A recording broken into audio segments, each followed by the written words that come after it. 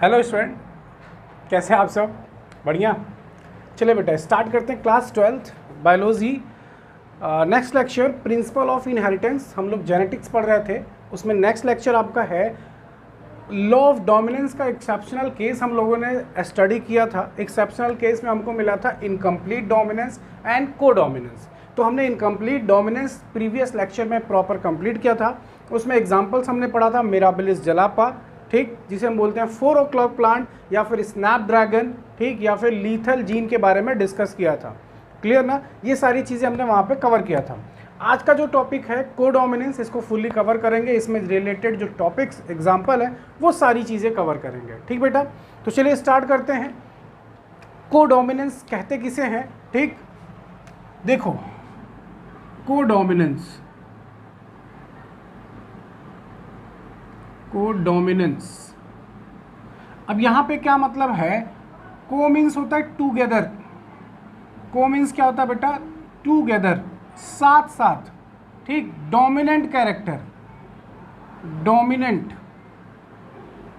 ठीक ना?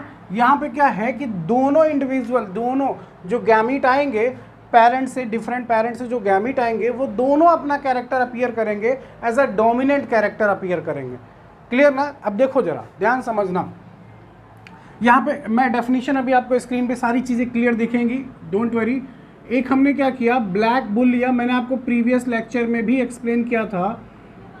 एक ब्लैक बुल लिया और एक वाइट काऊ, ठीक, आप इसको इधर कर लो, ज़्यादा बेटर होगा। वाइट काऊ और एक ब्लैक बुल, ठीक ना बेटा? Black bull. वाइट काऊ को हम किससे रिप्रेजेंट करेंगे? कैपिटल डब्लू से। और इसको हम किससे रिप्रेजेंट करेंगे? स्मॉल डब्लू से। इसको हमने कंसीडर कर लिया ये है पेरेंट। इसने अपना गैमीट दिया कैपिटल डब्लू, इसने अपना गैमीट दिया स्मॉल डब्लू। दोनों गैमीट जब आपस में फ्यूज होंगे तो ये बन जाएगा कैपिटल डब्लू स्मॉल डब्लू। बोलो बनेगा ना? ठीक, इसे बोलते हैं गैमीट। ये है बेटा गैमीट। आई बात समझ में? अब आपका ये जो बना ना, ये कौन सी जनरेशन है? F1 generation, F1 generation. अब आपको एक चीज़ ध्यान रखना है, ये जो है जो कैपिटल डब्लू मतलब वाइट था, ये तो समझ में आया। स्मॉल डब्लू ब्लैक था, लेकिन यहाँ पे कैपिटल डब्लू और स्मॉल डब्लू है। और आपके कंडीशन क्या है, हेडिंग क्या है? कोडोमिनेंस, जिसको कॉरेंस ने बखूबी बताया कि इसमें क्या है कि दोनों साथ साथ अपना कैरेक्टर अपीयर करेंगे। जबकि इनकम्प्लीट डोमिनेंस में क्या था? कैपिटल आर स्मॉल आर था, तो कैपिटल आर स्मॉल आर पे इनकम्प्लीटली हावी नहीं हो पा रहा था, इनकम्प्लीटली हावी हो रहा था। ठीक, डोमिनेंट नहीं हो पा रहा था कंप्लीटली पूरी तरह से, नहीं तो वो रेड कलर का शो करता, तो वो दोनों मिक्स हो जा रहे थे। रेड और वाइट मिलाने पे पिंक कलर अपीयर हो रहा था। यहाँ पे क्या होगा? दोनों अपना कैरेक्टर अपीयर करेंगे, तो इसे हम क्या बोलेंगे बेटा? रोन। क्या बोलेंगे? रोन।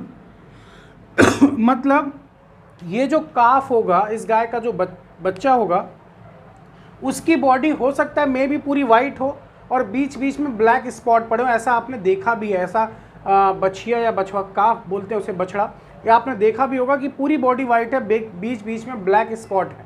मतलब पेरेंट में दोनों पेरेंट का कैरेक्टर अपीयर हो रहा है, मदर का भी और फादर का भी।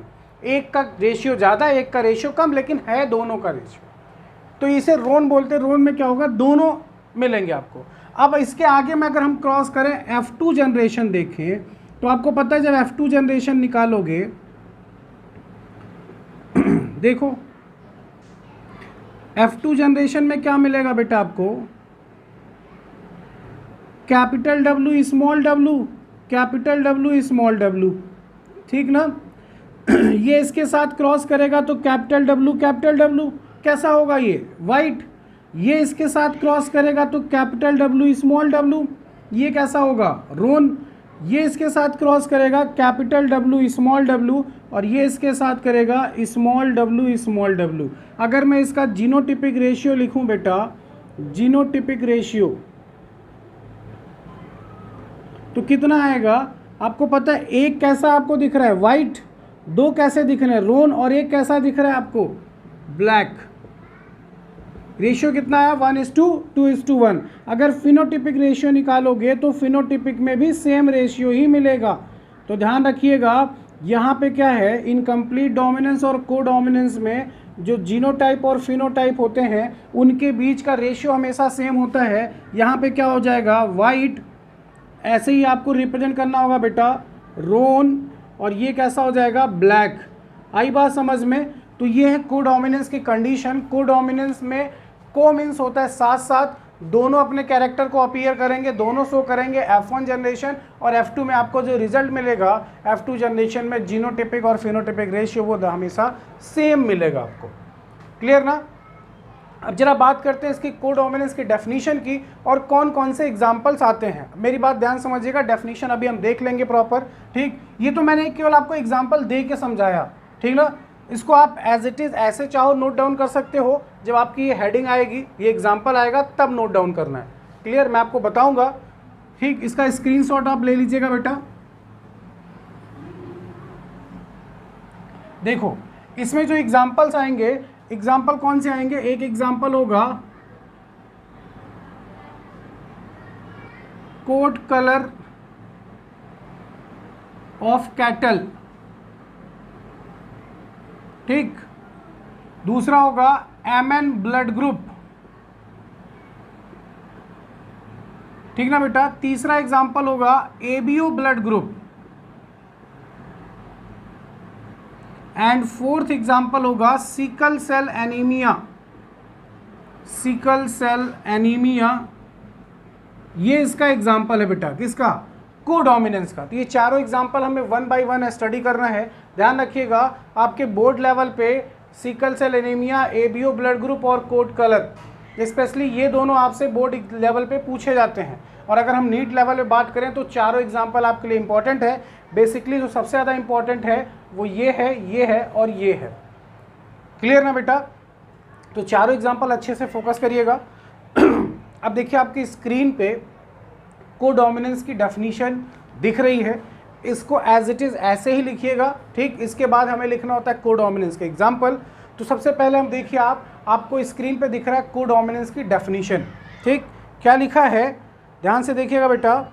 लिखा है according to this law, if the cross occur in between two pure breeding individual having one pair of contrasting characters. दो प्योर ब्रीडिंग पेरेंट हमने लिया था, एक वाइट काऊ और एक ब्लैक बुल। आई बात समझ में।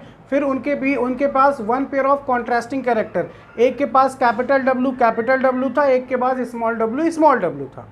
क्लियर है सबको।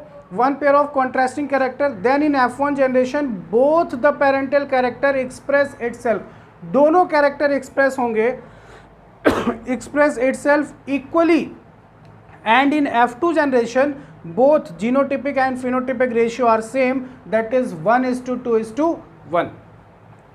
क्लियर है सबको यहाँ तक। ये है इसका एक्सप्लेनेशन। आप एज इट इज़ ऐसे ही लिखिएगा, आपको आसानी से समझ में आ जाएगा बेटा। क्लियर है। आगे चले, देखिए एग्जाम्पल, नेक्स्ट स्लाइड आपको जो दिख रही है, examples of codominance, body colour of cattle, ABO blood group, sickle cell anaemia and MN blood group. ये चारों एग्जाम्पल आप यहाँ से नोट डाउन कर सकते हो, ठीक। अब हमें 1 बाय 1 एक एग्जाम्पल हमें पढ़ना होगा। क्लियर ना। चलते हैं पहले एग्जाम्पल की तरफ, बॉडी कलर ऑफ कैटल।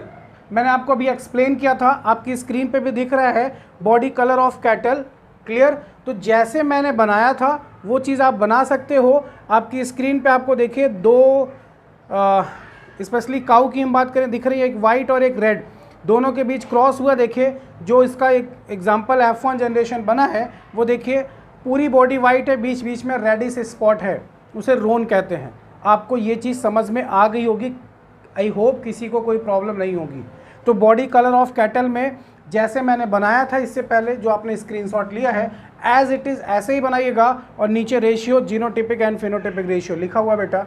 ये स्लाइड केवल आपको समझाने के लिए, आपको इमेज दिखा के आपको और क्लियर हो जाए बेटा, एकदम क्रिस्टल स्ट्रक्चर दिखना चाहिए।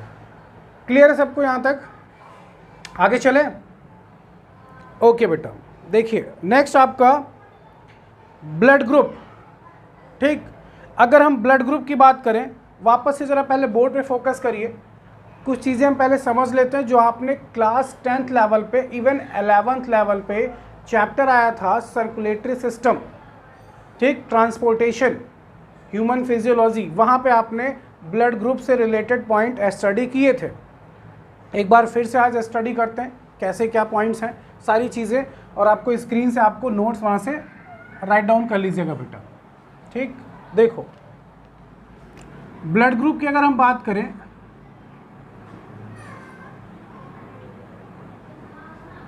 ठीक, सबसे पहले एबीओ ब्लड ग्रुप,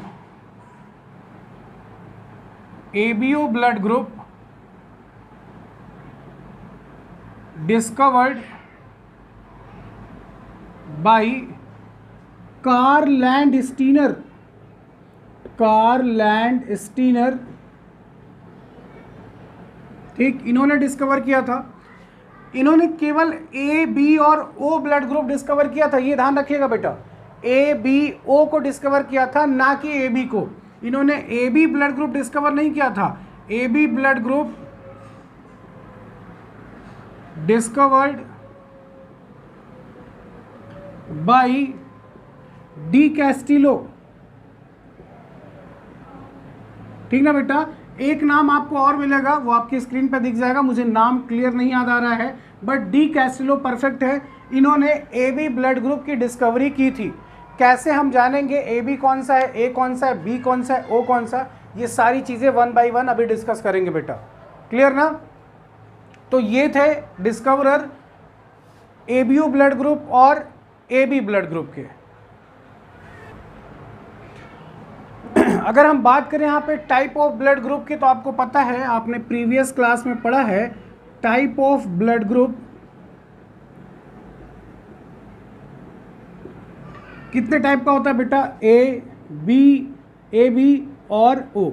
आपको 4 टाइप्स का ब्लड ग्रुप मिलेगा, ठीक, ए बी एंड ओ। तो कार्ल लैंडस्टीनर ने जो डिस्कवर किया था बेटा, वो एबीओ ब्लड ग्रुप था, और एबी ब्लड ग्रुप की डिस्कवरी डी कैस्टिलो नाम के साइंटिस्ट ने किया था। आई बात समझ में। टाइप्स ऑफ ब्लड ग्रुप की बात करें तो 4 टाइप्स का होता है, ए बी एंड ओ। अब जरा बात करते हैं इसका एंटीजन से क्या रिलेशन है, ये सारी चीज़ें 1 बाय 1 डिस्कस करना है। यहाँ पे आपको एक एक चीज़ एक्सप्लेन करना है। कोडोमिनेंस का एग्जाम्पल है, और आपको कोडोमिनेंस में ये बताना है कि दोनों अपना कैरेक्टर अपीयर करते हैं, तो ये एग्जाम्पल कंसीडर यहाँ से है, तो यहाँ पे प्रूफ तो करना पड़ेगा बेटा, ठीक। इवन इनका जीनोटिपिक और फिनोटिपिक रेशियो भी हमें फाइंड आउट करना है। चलिए देखते हैं क्या चीज़ है, देखते हैं। इसको नहीं नोट डाउन करना है बेटा, अभी आपको स्क्रीन पे सारी चीज़ें क्लियर दिखेंगी, डोंट वरी। देखो होता क्या बेटा, एक नाम आपको मिलेगा एंटीजन, ठीक। एंटीजन ये क्या होता है, एक proteinaceous layer present on the surface of RBC, on the surface of RBC called antigen. उसे हम क्या बोलते हैं बेटा, एंटीजन, ठीक ना। तो एक प्रोटीनियस लेयर होती है जो आरबीसी के सरफेस पे प्रेजेंट होती है, उसे एंटीजन बोलते हैं। इस चीज़ की डिस्कवरी कार्ल लैंडस्टीनर ने किया था।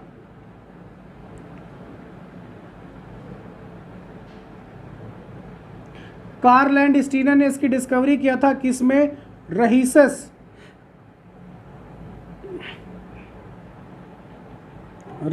मंकी।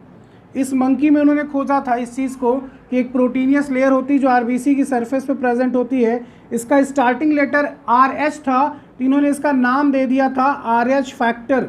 बाद में इसको नाम दिया गया एंटीजन। तो ध्यान रखिएगा, RH फैक्टर, एंटीजन दोनों यहाँ पे एक ही चीज़ है। इन्होंने RH फैक्टर नाम दिया था, वो कहा गया था एंटीजन को ही, क्लियर ना। तो इन्होंने नाम दिया था क्योंकि रहीसस मंकी में स्टार्टिंग लेटर RH होता है, तो इसीलिए इसका नाम RH फैक्टर इन्होंने रखा था, ठीक। अब देखो, ये तो बात थी एंटीजन की। अब अगर आरबीसी की सरफेस पे एंटीजन, देखो होता है क्या है, एंटीजन H प्रेजेंट होता है। H बाद में उसको मॉडिफाई करके एक्सप्लेन किया था कि अगर एंटीजन A है तो ब्लड ग्रुप A होगा, एंटीजन B है तो ब्लड ग्रुप B होगा, A और B दोनों हैं तो ब्लड ग्रुप ए भी होगा, अगर कोई नहीं है तो ब्लड ग्रुप ओ होगा। क्लियर ना बेटा? ऐसा भी आपको स्क्रीन पे सारी चीज़ क्लियर दिखेगी, डोंट वरी, परेशान मत होइए बेटा। देखिए हमारा जो ब्लड ग्रुप होता है, अगर हम बात करें ब्लड ग्रुप की, तो आपको पता है आपके ब्लड ग्रुप को 3 एलिल्स कौन कौन से, IA, IB और IO, ये कंट्रोल करते हैं बेटा। आई बात समझ में? 3 एलिल्स हैं जो हमारे जो ये जीन है उसको कंट्रोल करते हैं ब्लड ग्रुप का, IA, IB और IO। क्लियर ना? अब यहाँ पे देखो सारी चीज़ें इंटरेस्टिंग है, आपको ये समझना है। नोट तो आपको स्क्रीन से सारी चीज़ें मिल जाएंगी स्लाइड से, ठीक। ये तीनों हमारे जो ब्लड ग्रुप में फैक्टर उसको कंट्रोल करते हैं। अब देखो IA और IO या फिर IB, अगर ये इनके साथ आता है या फिर ये इनके साथ आता है तो ध्यान रखिएगा ये इस पे हावी हो जाएगा और ये इस पे हावी हो जाएंगे। मेरी बात ध्यान समझना, अगर IA IO साथ में आ जाए तो IA IO पे हावी हो जाएगा तो ब्लड ग्रुप कौन सा दिखेगा? A, क्योंकि इस पे हावी हो चुका है पूरी तरह से। लेकिन अगर IB IO के साथ आ जाए तो IB भी हावी हो जाएगा, ब्लड ग्रुप कैसा हो जाएगा? IB। ठीक बेटा? अब अगर ऐसा हुआ कि IA और IB दोनों साथ में आ गए, अभी मैंने क्या बताया कि IA IO के साथ आ जाए तो बेटा इस पे हावी हो जाएगा, ब्लड ग्रुप A हो जाएगा। अगर IA IB आ जाए तो IB IO आ जाए तो ये भी हावी हो जाएगा, ब्लड ग्रुप B हो जाएगा। लेकिन जब ये दोनों साथ में आ जाएंगे तब देखो कोडोमिनेंस वाला, ये भी अपना कैरेक्टर अपीयर करेगा और ये भी, तो ब्लड ग्रुप कैसा हो जाएगा बेटा? AB हो जाएगा। आई बात समझ में? तो इसी के बिहाफ पे, इन्हीं एलिल्स के बिहाफ पे हमें इसका जीनोटाइप और फिनोटाइप भी फाइंड आउट करना है। क्लियर ना? देखते हैं जरा कैसे करना है। देखो जो मैं बना रहा हूं बेटा इसको आपको बाद में बनाना है, जहां मैं बताऊंगा वहां बनाइएगा आप। Allele from parent A,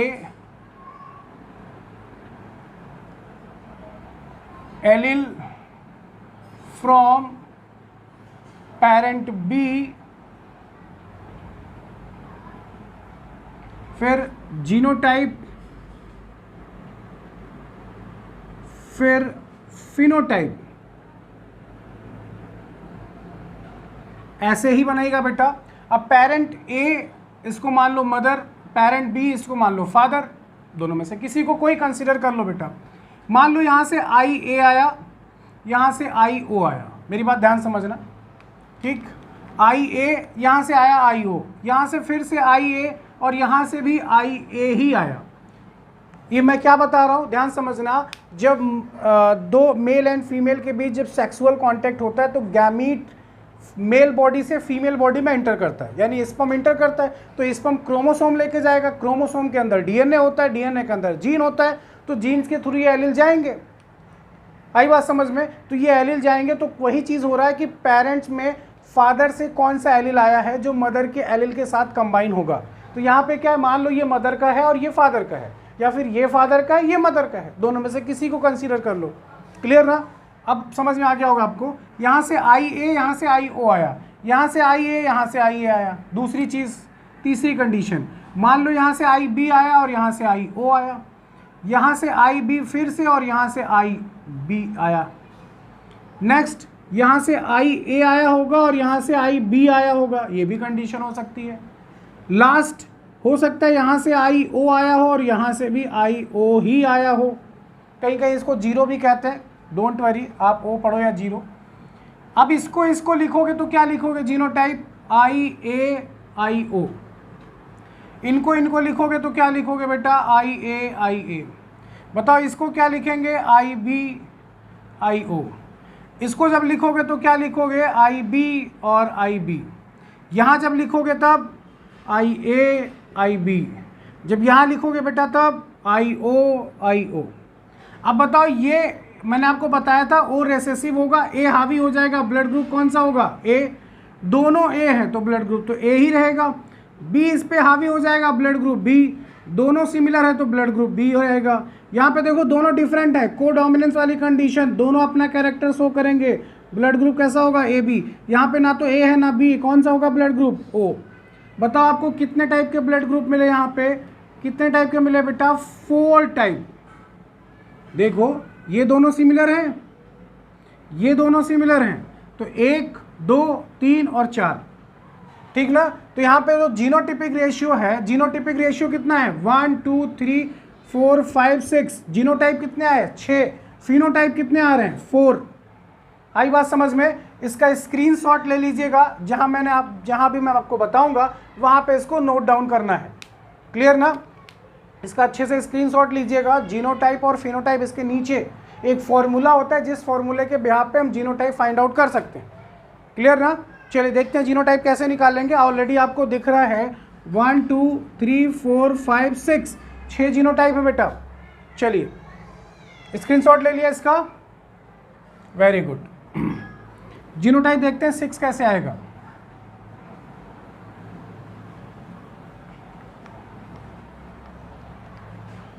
number of n is equal to number of alleles.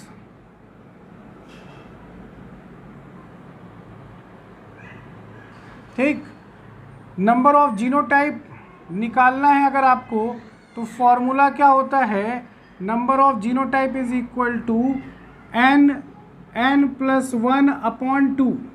बताओ n की वैल्यू कितनी, नंबर ऑफ एलिल्स कितने थे, 3 plus 1 upon 2, 3 plus 1 4, 4 3 12 divided by 2 is equal to कितना बेटा, 6। ये क्या है, जीनोटाइप। तो ध्यान रखिएगा ये फॉर्मूला है number of genotype find out करने का।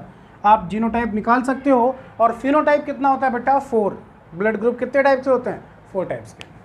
यहाँ तक किसी को डाउट है, एनीवन? आगे चले, चलिए वापस से चलते हैं स्क्रीन पे। आपको नोट्स आपका प्रिपेयर प्रॉपरली दिखेगा आपको, ठीक। अपनी स्क्रीन पे जरा देखिए, आपको दिख रहा है ब्लड ग्रुप डिस्कवरर, देखिए लिखा है हिस्ट्री। एक इमेज भी आपको दिख रही है कार्ल लैंडस्टीनर की, और बगल में रहीसस मंकी, जो आपके लोकेलिटी में बंदर पाए जाते हैं वो रहीसस मंकी है बेटा। इसी पे एक्सपेरिमेंट करके इन्होंने डिस्कवर किया था। क्या लिखा है, Karl Landsteiner the ABO blood group system in 1901। इस पॉइंट को नोट डाउन करिएगा, ये पूछा जाता है आपसे। Next point, Adriano Sturli and Alfred von Decastello. आप डी कैस्टिलो और स्ट्रूली का नाम याद रखिएगा। Who were working under Landsteiner, इनके अंडर में वर्क करते थे। Discovered type A B blood group in 1902, एक साल बाद। Landsteiner was awarded with Nobel Prize in 1930 for physiology और मेडिसिन फॉर हिज वर्क। ध्यान रखिएगा, आपसे नीट लेवल पे यहाँ से कोई ना कोई पॉइंट पूछ लिया जाता है, तो इस पॉइंट को अच्छे से नोट डाउन करिएगा बेटा, ये पॉइंट्स आपसे पूछे जाते हैं, क्लियर ना। आगे चले, चलिए आगे देखते। देखिए आपको दिख रहा है types of blood group, blood type O, type B, type A and type A B. आपको चारों टाइप के ब्लड ग्रुप दिख रहे हैं, मतलब ब्लड ग्रुप 4 टाइप्स का होता है। नेक्स्ट स्लाइड देखिए जरा, आपको दिख रहा है बेटा, next slide, ABO blood group, इसका एक्सप्लेनेशन दिख रहा है। अब पहले एक्सप्लेनेशन आसानी से समझ लो, आपको सारी चीज़ें क्लियर हो जाएंगी। ABO blood group is controlled by gene I gene, ठीक। ABO blood group is controlled by I gene. I gene आपको बताया था, आई ए आई बी आई ओ, वो एलिल्स है, आई gene. Next point, the plasma membrane of RBC has sugar polymer that produce sorry, plasma membrane of RBC, RBC के जो plasma membrane होती है, has sugar polymer that produced out from its surface and kinds of sugar polymer is controlled by I gene. इसका जो sugar polymer होता है ये control होता है इस आई जीन से। आई जीन हैज़ 3 एलिल्स, इस जीन के पास 3 एलिल्स होते हैं, I A, I B and I O, clear ना। आप ऊपर छोटा सा लिखिएगा, यहाँ पे सेट नहीं है प्रॉपर, ठीक। आई के ऊपर आप जैसे स्क्वायर लगाते हो वैसे ही ए लिखिएगा। I A and I B produce slightly different form of sugar while I O does not produce any sugar, इसीलिए वो उस पर हावी रहते हैं। नीचे एक नोट पॉइंट लिखा है, इसको जरूर हाईलाइट करिएगा। The I O I small letter लिखा बेटा, आई ओ है वो। Alleles is recessive to both I A and I B. मैंने आपको बताया था अगर आई ए आई ओ साथ में आ जाए तो आई ए हावी हो जाता है आई ओ पे, आई बी के साथ आ जाए तो वो भी हावी हो जाता है। देखो यहाँ लिखा हुआ है ये रेसेसिव होता है। क्लियर है सबको यहाँ तक? इसको पॉज करके अच्छे से नोट करिएगा बेटा। आगे चलें। अब देखो antigen on RBC, antigen on RBC में देखिए एबीओ ब्लड ग्रुप एक आपको पहले कॉलम में बना है टाइप ए, देखो उस पर एंटीजन ए टाइप का है, टाइप बी वाले में एंटीजन बी टाइप का है, जबकि ए बी वाले टाइप में एंटीजन ए एंड बी दोनों प्रेजेंट हैं। और टाइप ओ देखोगे वहाँ पे कोई एंटीजन नहीं है, मतलब ना तो आई ए है ना तो आई बी है। मैंने आपको इस चीज़ का फ्लो चार्ट बना के दिखाया था, तो आप इस डायग्राम को ना बना के जो मैंने इससे पहले बनाया था वो चीज़ वहाँ पे यहाँ पे बनाइएगा। जो आपसे बता रहा था कि मैं आपको बताऊँगा यहीं पे ड्रॉ करना है बेटा उस फ्लो चार्ट को। क्लियर ना? आई ए आई बी कौन सा ब्लड ग्रुप होगा, ठीक। Alleles from parents A, alleles from parents B, यही वाला बनाना है बेटा, ठीक। आगे चलें बेटा, यहाँ तक क्लियर है सबको?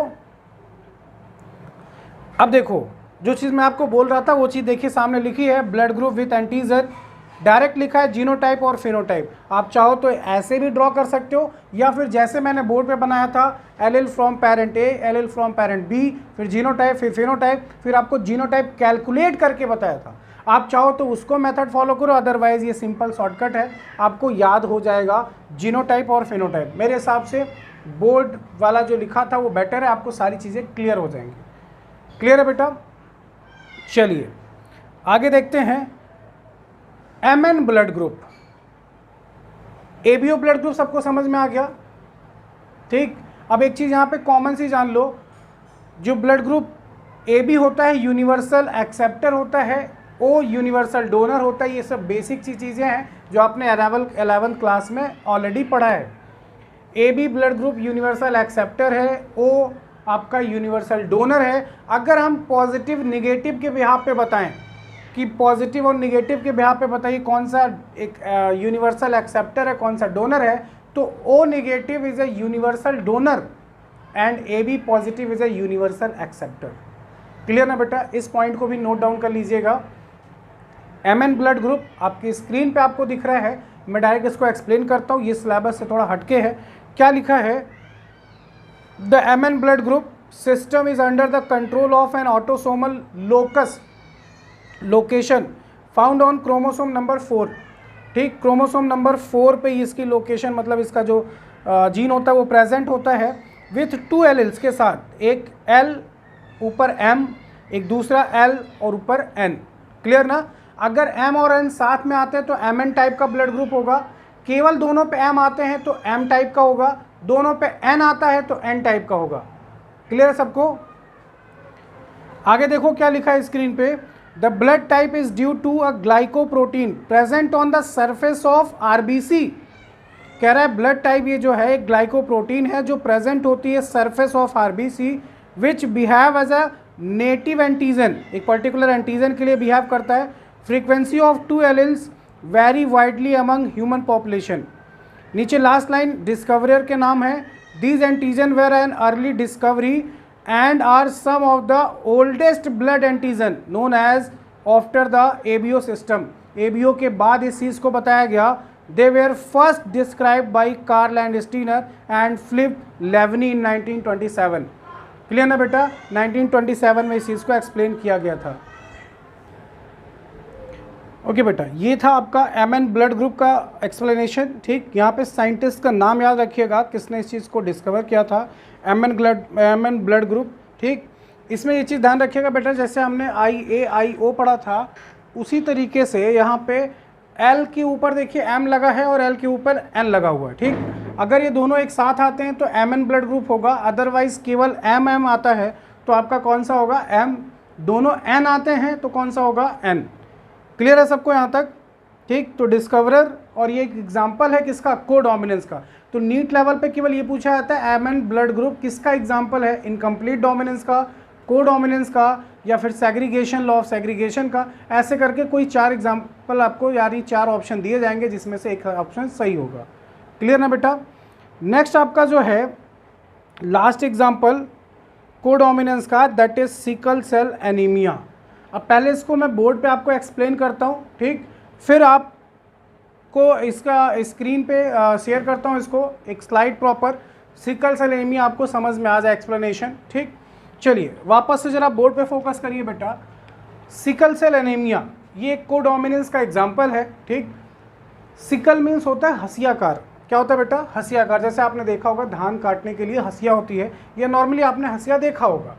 सेल, सेल मतलब कोशिका, सेल, तो सिकल मीन्स हसियाकार, सेल एक पर्टिकुलर सेल का शेप सिकल शेप हो जाए। एनीमिया मतलब क्या होगा, लॉस ऑफ हीमोग्लोबिन, ठीक। हीमोग्लोबिन की कमी से जो बीमारी होती है उसे एनीमिया कहते हैं।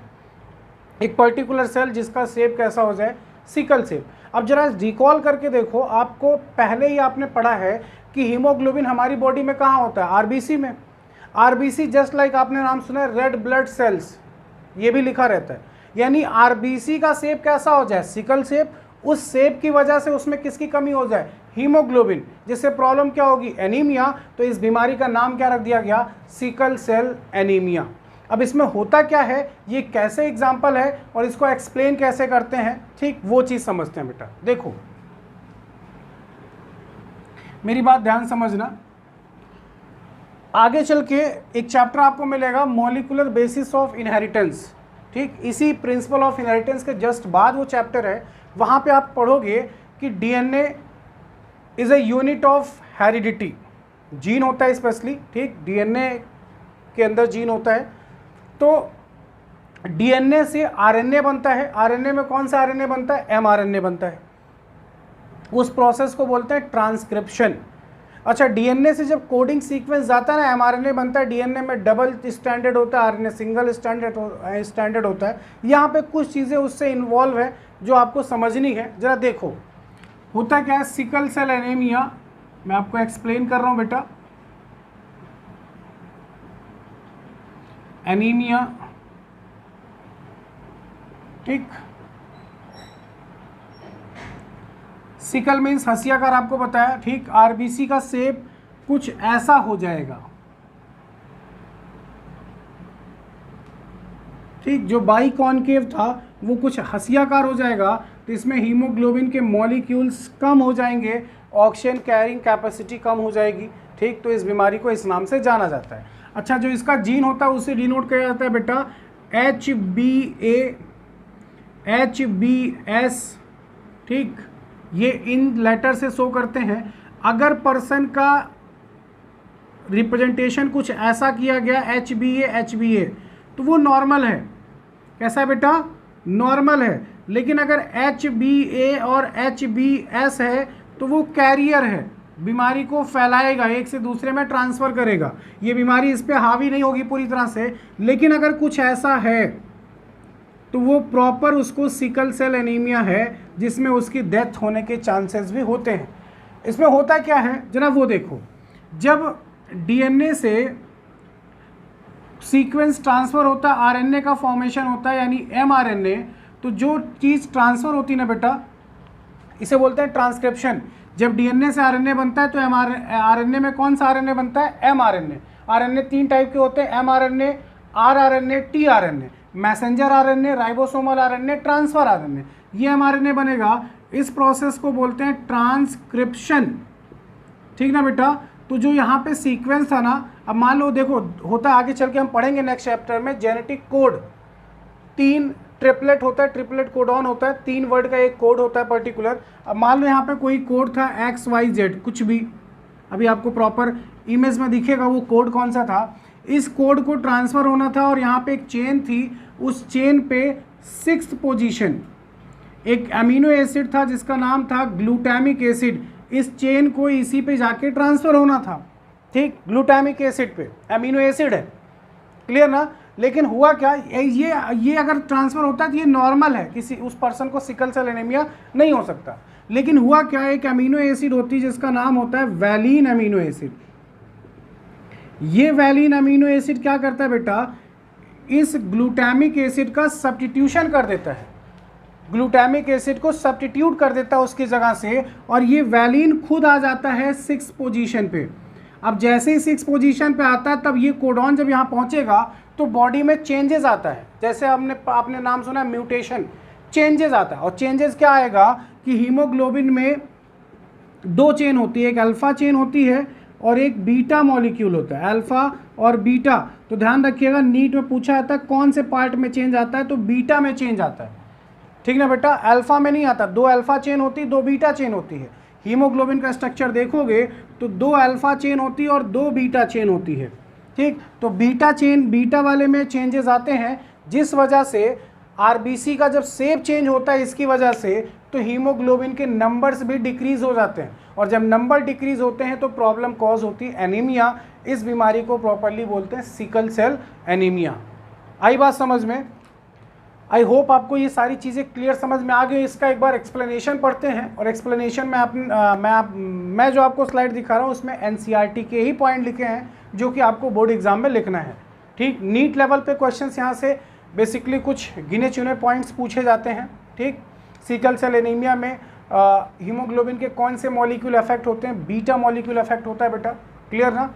अब जरा इसके एक्सप्लेनेशन की बात करते हैं। पहले वो इमेज देखते हैं जो सिकल सेल एनीमिया में आपको समझनी है, जो एनसीईआरटी में डायग्राम बना हुआ है, क्लियर। देखिए आपकी इमेज आपको स्क्रीन पे दिख रही है, इमेज आपको दिख रही है बेटा proper.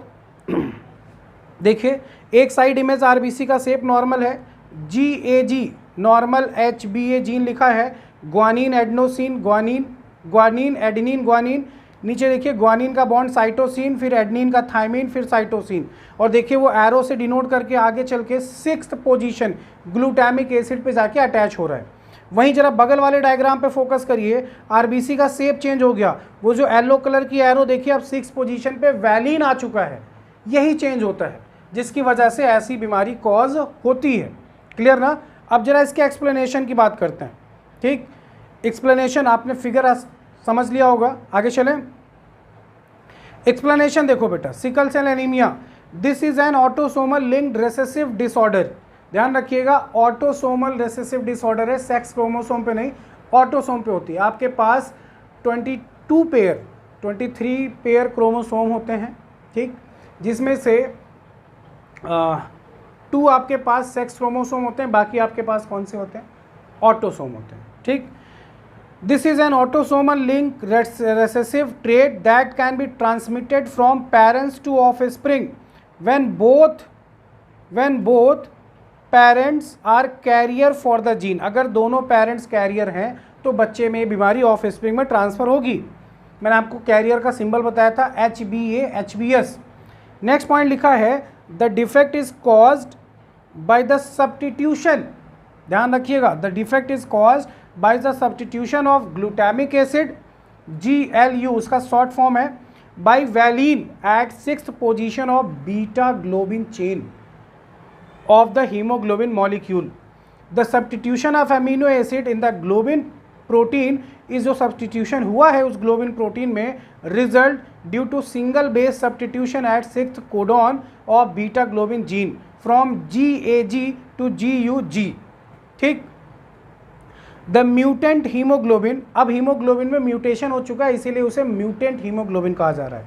Molecule the mutant haemoglobin molecule undergo polymerisation under low oxygen tension causing the change in shape of RBC from biconcave disc to elongated sickle like structure, ठीक बेटा। तो ये था इसका एक्सप्लेनेशन। आई होप आपको ये सारी चीज़ें समझ में आ गई होंगी कि आरबीसी का शेप सिकल शेप हो जाएगा, जिससे हीमोग्लोबिन के अमाउंट्स कम होंगे और ऑक्सीजन का लेवल कम हो जाएगा, क्योंकि हीमोग्लोबिन ही हमारी बॉडी में ऑक्सीजन को कैरी करके सारे बॉडी ऑर्गन्स तक पहुंचाता है, सारे टिश्यूज़ तक पहुंचाता है, क्लियर है।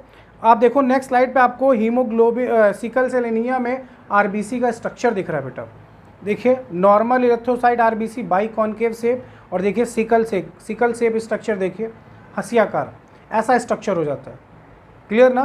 तो ये स्लाइड भी इसका कह सकते हो, मैंने आपको एक डायग्राम दिखाया है कि कैसा होता है। अब आप नोट्स अच्छे से अपना प्रिपेयर करिएगा। कोडोमिनेंस टॉपिक मैंने फुल्ली एक्सप्लेन कर दिया। अगर आपको कोई डाउट होता है बेटा आप कमेंट सेक्शन में लिख सकते हो, मैं उस पॉइंट को भी आगे चल के एक्सप्लेन करूंगा, क्लियर। एक स्टूडेंट का क्वेश्चन था लीथल जीन में, लीथल जीन से रिलेटेड कुछ क्वेश्चन था। उसको मैं एक्सप्लेन कर दूंगा बेटा नेक्स्ट लेक्चर में। लीथल जीन मैंने ये बताया था कि कैपिटल वाई जो जीन होता है अगर वो डोमिनेंट कंडीशन में है तो उस इंडिविजुअल की डेथ हो जाएगी कैपिटल वाई, और कैपिटल वाई स्मॉल वाई अगर है तो उसका बॉडी कलर येलो हो जाता है, वो सर्वाइव करेगा। तो यहाँ पे डोमिनेंट और रेसेसिव का केस था जिसके ब्याह पे मैंने एक्सप्लेन किया था, लेकिन ये एक्सेप्शनल केस है, ये हर एक ऑर्गेनिज्म के लिए नहीं, पर्टिकुलर ऑर्गेनिज्म में ऑब्जर्व किया गया था। एग्जाम्पल था माइस। क्लियर है? तो इसको अच्छे से नोट्स प्रिपेयर करिएगा अपना। आपको ये लेक्चर कैसा लगता है अपना रिस्पॉन्स ज़रूर शो करिएगा बेटा। कोई डाउट होता है तो कमेंट सेक्शन में आप लिख सकते हो। मिलते हैं नेक्स्ट लेक्चर में नेक्स्ट टॉपिक के साथ। थैंक यू बेटा।